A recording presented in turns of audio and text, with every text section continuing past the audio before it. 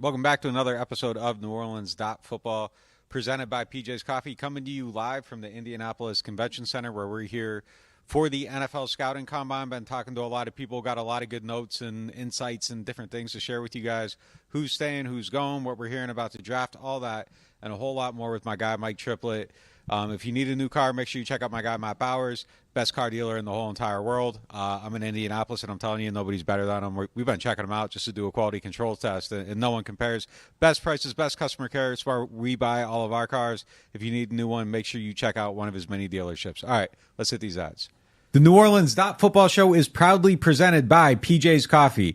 PJ's Coffee has some of the best drinks that you can find. They have locations all over the city. They have pastries and everything else you need to get your day started. So go check them out. Are you looking for the perfect engagement ring? Look no further than Friend & Company Fine Jewelers' new engagement salon. This new area houses a wide selection of engagement rings to choose from in all cuts, sizes, and colors. Their experienced staff offer 5-star customer care to help you find the perfect ring to express your love. Visit their new engagement salon today. Friend & Company Fine Jewelers, the perfect ring for the perfect moment, and also for the perfect person. 7713 Maple Street between Adams and Burdett Street. 504-866-5433. Friend & Company Fine Jewelers. Check them out at friendandcompany.com. Hardhide Ponchatoula Strawberry Whiskey is an 86 proof blend of aged wheat bourbon, American light whiskey, and fresh Ponchatoula strawberries. Blended in New Orleans, it is not for the thin-skinned. Look for it in your favorite stores, bars, and restaurants. NewOrleans.Football is proud to be sponsored by Firehouse Subs. Make sure you check out their location on Veterans Boulevard. All right, let's get into the show.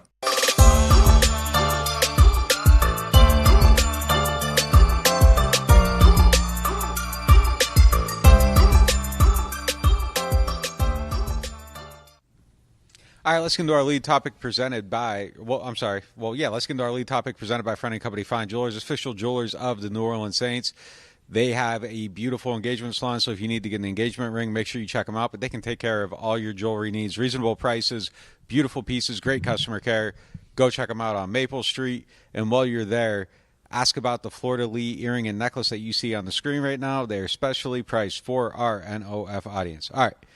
How has Dennis Allen's outlook changed after rebuilding the offensive staff? We talked to him today, got some insight with people on and off the record, including Dennis Allen, who talked to us for the first time since he hired Klint Kubiak and revamped his offensive staff. So let's start there. What stood out most about why Allen chose Kubiak, Kubiak's vision for the offense, and how it may affect some of their personnel decisions? How many times did Dennis Allen use the word run game? A lot. He also talked about run, play, action. I think that was the second most common phrase he used. Look, you did a really good study on how the year that Klint Kubiak spent in Kyle Shanahan's offense, the 49ers actually went away from play action a little bit, but it doesn't sound like that's the plan here. Klint Kubiak, his father, Gary Kubiak, who DA said he studied some of Gary Kubiak as well, even before he dove more into Klint Kubiak. The principles of play action, being under center, having a physical run game, dictating what you're doing to the run game, doing play action off the run game. I mean, it's very clear that is the part of this offense that attracted Dennis Allen most, and that he thinks it'll be good for Derek Carr. And look, he's mentioned a few times, Dennis Allen has, that how good the offense ran when they started doing a lot more play action late in the year. It made Derek Carr better, made the offensive line better. I mean, I think the passing game, they feel pretty good about. The run game, they knew was in total state of disrepair by the end of last season. And it's what Dennis Allen has wanted this team to be for 2 years in a row, and they've failed to be now, is a team that can win at the line of scrimmage. I think that is what attracted him to this offense specifically, and Klint Kubiak in particular. Yeah, I mean, the thing that stood out to me is that, and just talking to people, different people throughout, there is a lot, significant value in going back and looking at what Gary Kubiak did in Minnesota, looking at what they did in San Francisco, what Klint Kubiak did, even looking at some of the stuff that Gary Kubiak did before. But they expect it to be a lot like they want the San Francisco offense. They want the motion that they use there. They want to use players in the way that they use players. They've looked at different guys there and tried to envision how their players can fit into like a use check role, or who can be the tight end, or you go look at Miami and who can be, dynamic like Tyreek, and can you bring some of that stuff in? Can you do some of the different things that they do with Deebo Samuel? Like, they are looking at all this stuff, and they studied San Francisco's offense because that's what they wanted. And DA made it very clear, like, that's the offense that gives him a lot of trouble. Like, that is the one that is hard for him to plan against. So you said that ends up being some of the stuff that you try to.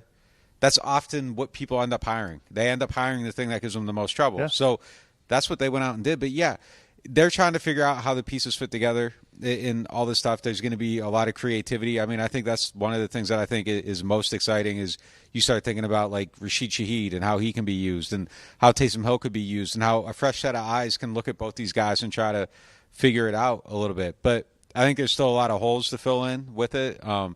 Jeff Ireland talked today about just, the possession receiver and the ability to have yards after catch, and, how you scout that and all that stuff. He said, it's kind of something that's inherent to you. You don't catch the ball and go down. I think this thing's got a lot of receivers right now that catch the ball and go down. Like, that's not something that I think even Chris Olave, who we think is, depending on probably him or Marshawn Lattimore, the best young asset on the team. I mean, that's an area of his game that. So, like, that's something that I think they absolutely have to find. But yeah, I think it's exciting to kind of think about and hear them talk about it, and the excitement in their voices, and them talking about how excited these guys are watching them, and that all was really stuff. Interesting. Yeah, like. And look, rose-colored glasses. But Dennis Allen mentioned how when they got in these meeting rooms and they heard Klint Kubiak and all these other new offensive coaches, Rick Dennison and John Benton and Andrew Janocko and Keith Williams, this entire staff, how much they liked the talent on the Saints. Like it kind of gave them a boon about like, yeah, we do have a lot of talent here, because it's like when they're on your team, you see the flaws, and then someone comes in like, I can't wait to work with this guy that has this skill set. And they do have a lot of those guys. Alvin Kamara is one of the guys we talked about, and you had a nugget on NewOrleans.Football. Check that out. Everything we've been seeing and hearing, we did a deep dive, but one of them is that Kamara seems really bought into this offense and actually came in and met those guys. They seem bought in on him. I think the Saints feel good about what this can do for him. Obviously, they feel good about what it can do for Olave and Shaheed. And, yeah, I mean, Taysom Hill, I'm really fascinated. I got the feeling from everyone we've talked to that Taysom Hill is very much a part of this team's plans, even though some people look at his dollar amount and think, oh, could he be phased out? I don't think so. I think these new coaches are excited to work with him. How could you not be, especially if you have a creative mind? So just that injection of new ideas, new excitement, or whatever, I think is going to be good for this offense. Yeah, I think Taysom's going to end up being used in a very creative role. I think you look at what San Fran did, and the whole idea behind it was to create mismatches through personnel and to make things complex through the use of personnel, but like have simple concepts. And he's a guy that I think makes things complex. And I think if you kind of expand that role a little bit and you use him in some different ways, you maybe get him blocking a little bit out of the backfield here and there, not like as a primary thing, but enough to make it believable. Then you start moving him around. I think just making him more multifaceted than he's going to be just standing there taking the snap and running QB power. I think that has to change. I think it has to. They always had the want to make him more of a dynamic player, and I think at times they did, but it was inconsistent in usage. Some weeks it was, some weeks it wasn't. I think if you just find a way to be consistent with that and have this is what Taysom does, and this is his role, and every single week, and then when you go ask Taysom, like, hey, like, why'd they use you in this game? Like, he actually has an answer instead of being like, I don't know, man. Like, they just make the game plan and hand it to me. Like, have a consistent vision that everybody kind of understands this is what Taysom does. I think that ends up making him way more effective. Because we have rose-colored glasses when we talk about this offense, and I mean, this offense just needed change so much, and I like the tree they're borrowing from. I am reserving a little more judgment. I like what it's going to do for the skill position players automatically. I'm reserving a little judgment about what it will do for the offensive linemen. I mean, as you've pointed out, this offensive line has already tried to run a lot of outside zone at times. Trevor Penning is going to go boom or bust no matter what offensive system he's in. Ryan Ramczyk, we did hear some pretty good things today. We'll talk about him a little bit more on his injury front. But, bringing in a new offense doesn't automatically mean like this offensive line is now going to be great, and there's going to be an adjustment period there too. I think that's what's going to make or break this transition. Yeah, I mean, look, last year Houston hired the guy that was Klint Kubiak before Klint Kubiak, Slowick, Yep. and he went there, and their offensive line stinks. Like you got to have the right guys to run this system out. But I think the thing that's good, Ramchek's banged up, but when he's healthy, and he's never going to be healthy again. It's just a matter of how healthy he gets to. When he's healthy, he's pretty fast for a tackle. Cesar Ruiz is extremely fast and athletic for a guard. Eric McCoy is probably the most athletic interior offensive lineman in maybe the whole entire league. James Hurst definitely isn't. Pete, when he's in there, like he's someone that can get down the field. So if they bring him back, there's 3 guys at least that I think are solid pieces. Saldivari, somebody that can run a little bit. So there's 4. So I mean, if these guys are effective in their roles, and you bring back Pete, I think you have some of the pieces to be okay, and you're able to do it. I think you got to teach it a little bit better. And then if Penning's someone that can get on the field, he absolutely is somebody that has the athletic traits to be that guy. But it's gotta come together. They got to be effective. They gotta be better than they were. But at least on paper, when you look at the athletic traits, there are some of the guys there. But yeah, I think they got to go and get some more. And just because they have these guys that can run, are explosive, it doesn't mean that they're all going to work out. So yeah, there's a lot of stuff that I think they got to try to figure out. But it does stress your guys out more. More is required of them. You got to be able to do it effectively. But man, once you figure it out, it turns good running backs into stars and stars into superstars. And I think Kendra Miller behind like an effective line like that is going to be outstanding. Alvin behind, if the line's effective, he becomes a lot better. So it makes Derek Carr a better play action passer. All this stuff, like it just kind of all builds off it. I like the idea of what they're trying to do though, because if you're trying to build off the run game and you have a quarterback that isn't top 10, like that's what you kind of need to do. You got to take pressure off them.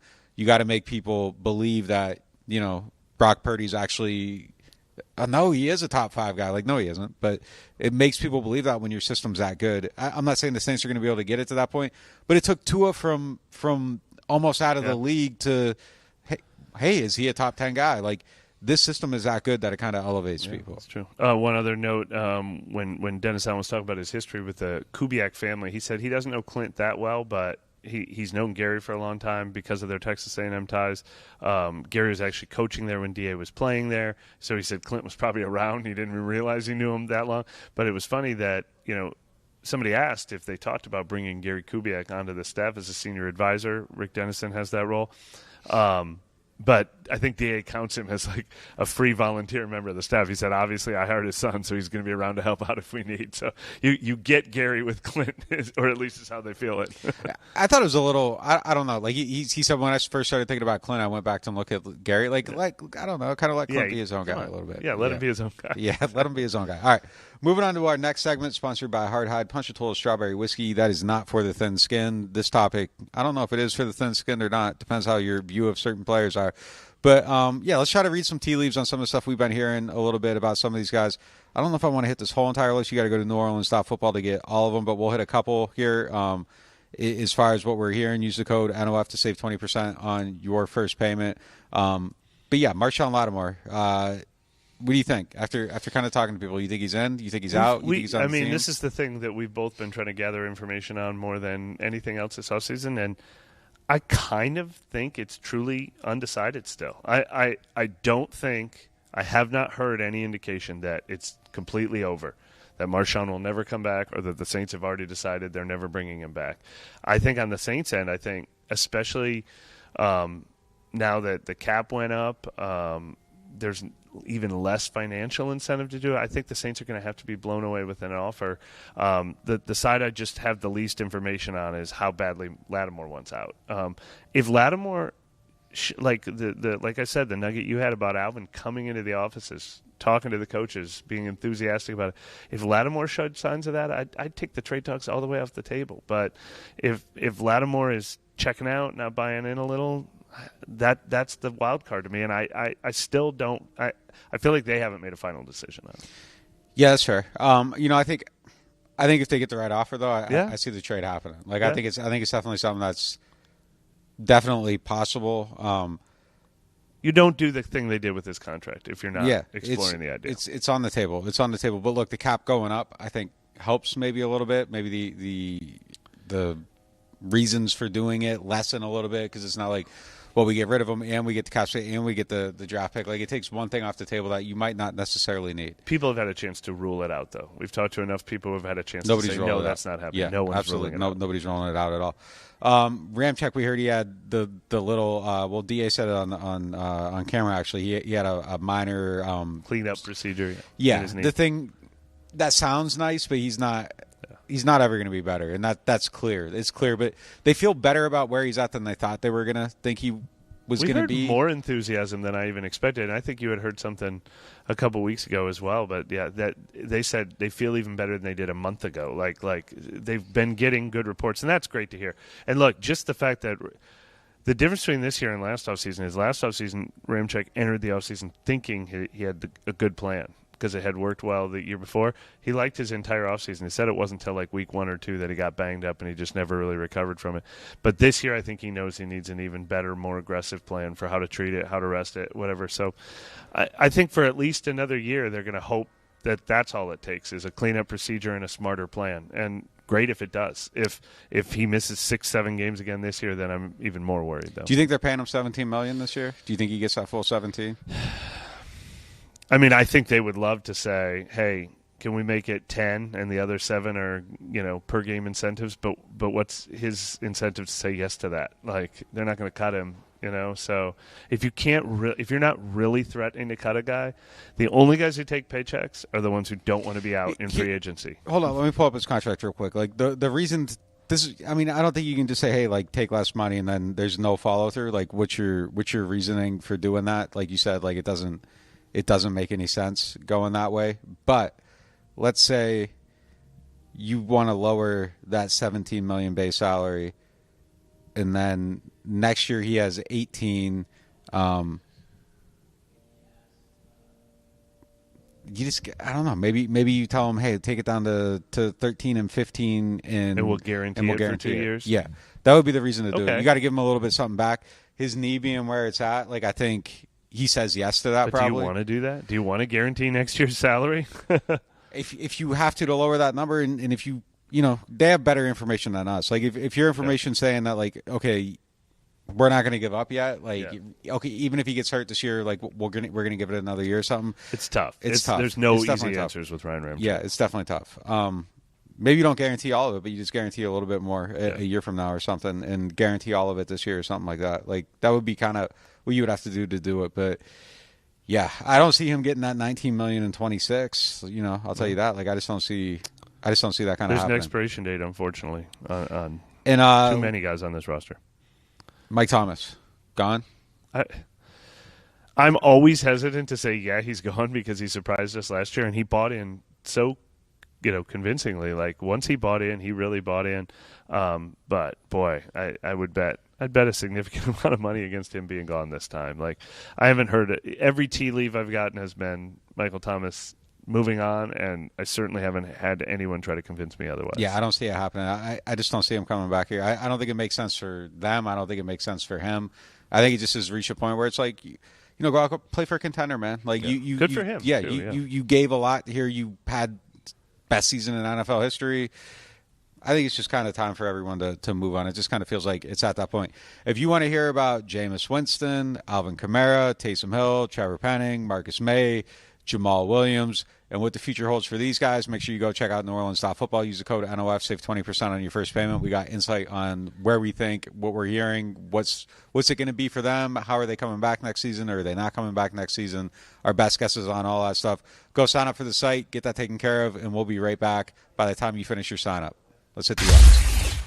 Are you tired of renting and ready to own your dream home? Contact Jefferson Financial Federal Credit Union, your trusted source for home loans. Our competitive rates and flexible terms can help make your home ownership dreams a reality. If you're a first-time home buyer or looking to refinance, our experienced lenders are here to help. Our online application process allows you to apply on your schedule. It's quick, easy, and convenient. Visit us online at jeffersonfinancial.org to learn more. Federally insured by NCUA, Equal Housing Lender. Martin Wine and Spirits is home to a selection of hand-picked barrel select bourbon, whiskeys, and much, much more.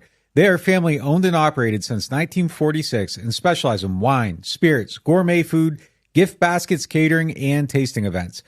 They have many locations, so they're never too far away. You can check them out in Metairie, New Orleans, Mandeville, and Baton Rouge. Or if it's more convenient, you can always shop online. Whether you're a wine novice or a seasoned collector, you'll enjoy the Martin Wine and Spirit experience. Welcome back to Indianapolis, where we are coming to you live from the NFL Scouting Combine. All right, let's get into our money segment presented by Jefferson Financial Federal Credit Union. The cap increase obviously was good news for the Saints. How do you think it's going to affect their aggressiveness in free agency? Are we going to see the splash signing, or is it still going to be kind of like, high mid-level at best? I think from everyone we were able to talk to, I think it was a very, I don't want to say pleasant surprise, but like they consider that a big help. Obviously yeah. They, just like everyone was reporting, they didn't expect it to go that high. That helps a lot. But will it change anything they're doing? I think they probably wanted to go into this offseason and not cut anyone for financial reasons, maybe football reasons. They could really bring back everybody, but like we've mentioned Marcus May as a name. Like I'm not 100% sure it would have to be, is he worth that money? We just had the Ryan Ramczyk discussion. But those will be football versus salary decisions. They clearly don't have to cut anyone just because of their cap figure now, if they didn't want to do that before. It may affect Marshawn Lattimore a little bit. Maybe that would have been more of a final, it's only a second-round pick, but we're also going to save some money, and maybe that's less of that conversation, so I think it could. But it doesn't sound like it's going to make a big difference in their free agency because they're still kind of catching up on that cap. Like, obviously, last year they signed Derek Carr. Obviously, they still want to be competitive. Obviously, they want to still re-sign all their important players. But I did not get the indication that like extra $10 million is going to be transitioned immediately into paying an extra $10 million for a top free agent this year. It felt like the thought process was more centered on getting out of debt a little bit. Like that's where they kind of want to end up and maybe not go out and make the big signing. I think that they have a desire to clean up this cap a little bit, and they should. They obviously should. I mean, last year they went out, they got Derek Carr because they kind of had to. Like the quarterback kind of, if you have a strategy and you feel like you have a path to a quarterback and you don't have a quarterback, you're always going to take that path and all bets are off. But I think that their thought process for the last several years, and we've been hearing this every year, is that they want to get that cap a little bit better. Obviously COVID affected things. They feel like they're still behind the 8 ball on that a little bit. It's trying to dig their way out of it. So, yeah, that increase I think is something that they're going to try to just leave alone, and they're going to get to where they need to be to maybe add a couple guys, remain competitive, try to win the division again. But I don't think they're going to go out and try to sign Josh Allen. Yeah. That's just not in the cards. I think at some point they want to get to a spot where they can chase after the big money guys, but I don't think they believe they're there right now. So it's going to be interesting, though. Like, this is a team where it's kind of like if you dangle the carrot in front of them and they can bite it, like they often end up biting it. Up convincing themselves. Yeah, but I mean, look, a lot of that was Sean Payton's DNA, so we'll see if that measured approach is kind of there. But since he left, like we saw him try to go all in for Deshaun, then they went all in, so to speak, for Derek Carr. We'll see. And they have been pretty measured. Look, we just did the episode the other night where we went through every free agent signing. The year COVID hit, they basically signed nobody in 2020. Tano, Passanio, Nick Van Nett, Alex Arma. That was like the whole class. But look, they've had Tyrann Mathieu, Marcus May level guys, $9 million a year. Level guys that they've still signed beyond just Derek Carr.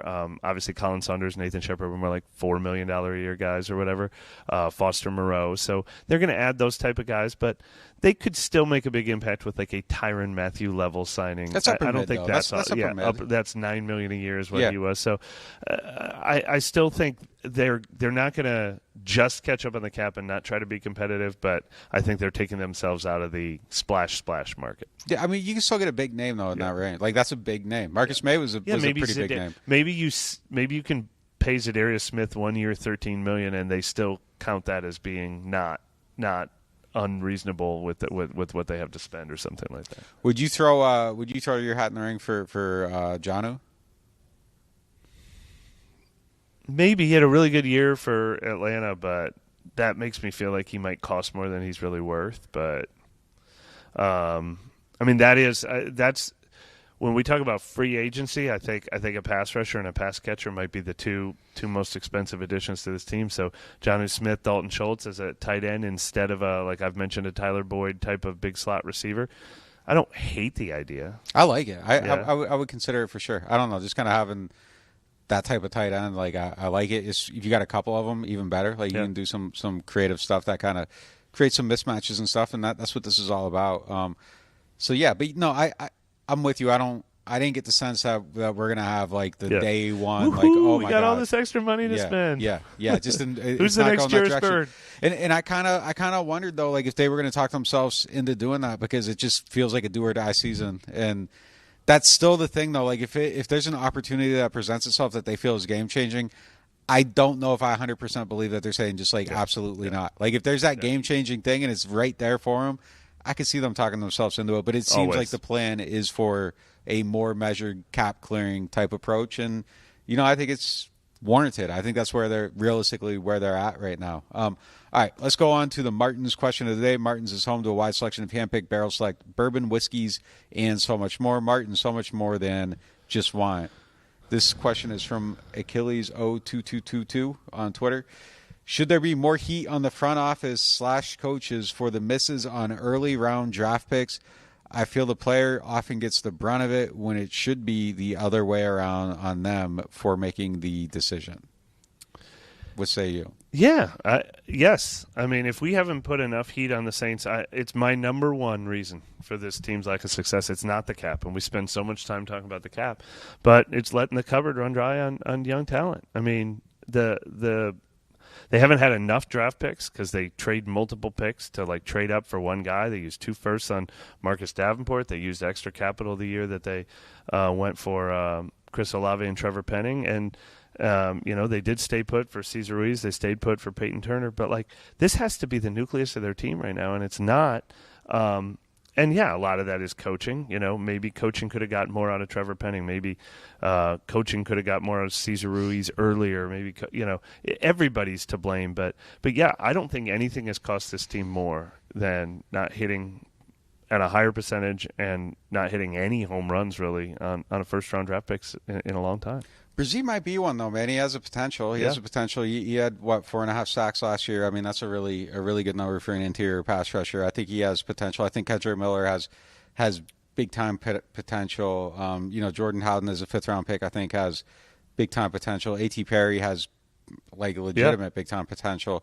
So I think last year's draft class has a chance of getting them back on the right page, especially if you get anything from Foskey. I think that changes, that changes that one from, solid to possibly really good. Yep. Even if he just becomes a rotational 4 or 5 sack guy, somebody that can help you chase down athletic quarterbacks. I think there's a chance for that. Last year's draft, I think, was definitely a step in the right direction. And then, that 22 class with Olave and Taylor, Penning kills it.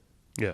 Brings it way, way down. But you got 2 hits there. But, there was a handful of really bad drafts before then. It's not been the level to it. But, yeah, they got to draft better. Warner and Debo were pretty good second and third round pick. I'd go ahead and do that again if they'd gotten more out of Peyton Turner in the first round. But it's also they just, by the nature of how they do things, they have so few picks every year that, 2 hits per class, 2 solids per class isn't enough either. The young nucleus of this team has been pretty gutted. Yeah, the 18 draft is terrible. But the first round picks overall though, even just throwing them all in there, throwing Brzee and Olave in there with them, it's not okay to have 2 misses and okay and then 2 hit. You gotta hit at a higher level. You just have to. And if you want to be a top tier team, that's just kind of what you got to do. You got to consistently be bringing in these guys, and they've put so many resources specifically on that defensive line, specifically on that offensive line, and there's no return. Yeah. There's no return on it. You're drafting all these guys on the O-line, and then Caesar's your best player. That's not okay. It can't be. That can't be the thing. And look, I think Caesar's a hit. I think they hit on that pick. But when you're drafting a first-round guard, they should be a Pro Bowler every year. They just really should. That's kind of the expectation at that point. Of using that pick on the guard. And look, it. Like I said, I mean, the reason I blame the drafts, and look, the draft is the most inexact science in the league. There is no team in the league who has hit on 5 straight draft classes. I mean, the Niners, who are doing things as well as anybody else, traded multiple firsts for Trey Lance. They didn't get a really good pick out, even with the extra picks they got for being the team that traded down the Mitch Trubisky year. They They got a defensive lineman that didn't last, Solomon Thomas or something like that. I mean, they've missed 2. The Eagles have missed 2. Everybody has missed. But that is just no matter what you want. If you think the Saints should be a rebuilding team, a tear it down and rebuild a team, if you think they should be contending now, either path, having young, cheap talent that is core players on your team is a must, and that's what makes their current situation so daunting. They don't have that right now. Well, I mean, they got to go like 5 for 5 or whatever. Yeah. How many picks do they have this year? I don't even know how many picks they have. They only have 2 real picks. Yeah, I mean, and then they got the comp their picks, third pick right now isn't going to come until either the end of the 4th or the middle of the 5th. Yeah. Like that's it on all of them because they have no picks. You have no margin for error. Like that's the thing that bothers me more. Like have the ammunition to miss shots and be able to overcome it. But like the way they're operating, like you go to 20, they did a 4-pick draft class and went 1 for 4, and that's just a bad way to live. And then the year before they got 5 picks in. I mean, yeah, they hit on CJ, they hit on Ellis, they hit on McCoy, but like only one of them's still here. So I don't know, hits really hits if you aren't getting them to a second contract. They're temporary hits, but you gave yourself 5 swings. Like it's not a good way to operate. And we know their thought process is always like, well, you could take 2 lesser players or 1 better player, but man, just because you're picking higher, it doesn't always mean that's going to be the right. There's so many cases of like somebody being picked after somebody and them being better. Like, well, look, that draft class right there: Peyton Turner, Pete Werner, Paulson Adebo. It's like each pick got better as they went. Yeah, like for real. So, yeah, I mean, I know that's your thought process. You trust your scouting, all that stuff. But, like, I don't know, just having the picks is usually a very good strategy. Trading up every single year, I don't know. It just feels like that's not the best way to go about it. When you have that much conviction, I'm all for it. When you got to have somebody and you're right, great. But I don't know how you can feel that way every single year knowing how inexact the draft actually is. That's my biggest issue with their strategy is that there's just so many thin draft classes, and they're about to have another one. And the options Thank are God trade they traded Marshawn. Sean Payton for 2 picks. Like, the options what if they didn't have those picks? The options are have 2 picks in the first 40, right? Or the first 4 rounds. Is that what it is? 2 picks in the first 4 rounds? Yeah. Or trade Marshawn Lattimore to get another one. Like, I don't like the options. Well, what they definitely will do is use – they've got 3 comp picks coming, all maybe at the end of the 5th round, possibly the end of the 4th round. They haven't been announced yet. But they will definitely package a few of those to get into round 3. That you can take to the bank. Which is great. Like, it's great. Do it. Like, fine. But, like, just hang on to those early picks. You can't be trading them every single year. That's my biggest issue with their strategy. And I'm not like a big trade down guy, accumulate picks. It's just I just like kind of like just have your ammo and have your ammo to fire. One thing to say, and we were actually talking to somebody about this earlier, and I don't remember who, but it popped into my mind that when you do, it depends how low you're getting. I mean, if you can get 2 top 50 picks, great. They're probably both going to be really good players. But once you get to a certain point of the draft, I am not about volume either, because I think there is value in the Isaac Yiadoms of the world. Like I would rather have the 14th pick in the draft and Isaac Yiadom than a 2nd and a 3rd. No, I'm talking. You know what I mean? I'm talking early on. Yeah. Right. So at a certain point, I get it. You volume guys that are just guys. You can get those guys in free agent. You can hit just as big on free agent signings or whatever. But yeah, it's top 50 picks. They haven't had enough of those guys come in the door. Or if you're good at UDFA, that's another way to go about it. But every now and then, them late picks, end up being Jordan Howden and A.T. Perry. Yep. But I mean, most often they aren't. So yeah, I'm with you on that. They've actually done a decent job drafting kind of. Well, not really.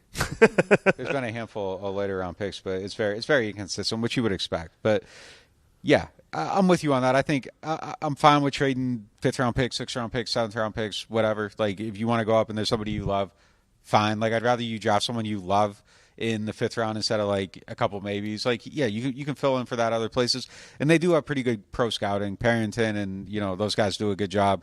One of their scouts, Justin Matthews, just got an award today. Yeah. for pro scouting. Yeah, so I mean they do a solid job of that. So I'm and good look, with that. Speaking of guys who got award, I mean they do a good job.